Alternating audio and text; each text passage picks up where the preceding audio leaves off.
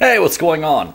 It is Saturday, November the 15th, 2008, and I'm starting this gig log a little bit differently than what I normally start my gig logs with, because I wanted to show you a little bit of the load-in and what I have to go through whenever I load my equipment. And I'm probably not going to film the actual load-in, but I did want to give you an idea of how it all breaks down once I put it in my vehicle. So this will give you an idea on what it'll be like if you're just starting out. Okay? Now I'm going to show you my equipment one more time. I haven't started loading it yet. Been getting ready to here in just a little bit. All this has to go. Okay? And I'm going to go ahead and load it up here in just a second. And once I get it loaded in, I'll show you where all I put everything. You can see how compact it is. Okay, just got everything loaded up real quick. And I just want to show you how I normally do these things on my van whenever I load the equipment up. Okay? We'll take a look at the back here. I'm going to show you exactly how I do this. All right?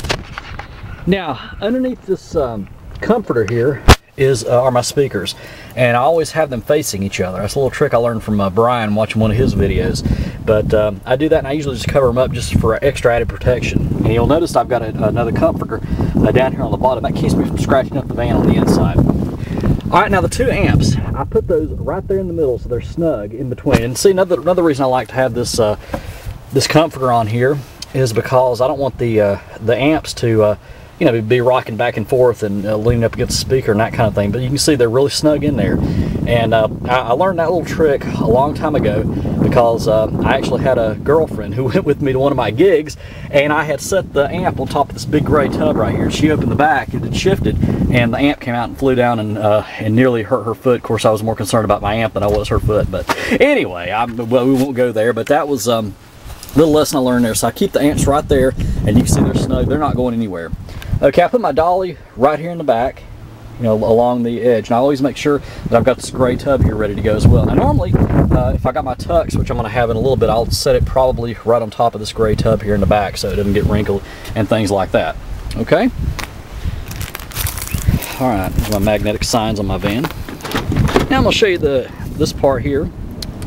Now right there's the tub that I normally keep my mixer and my spare cord for my microphones in.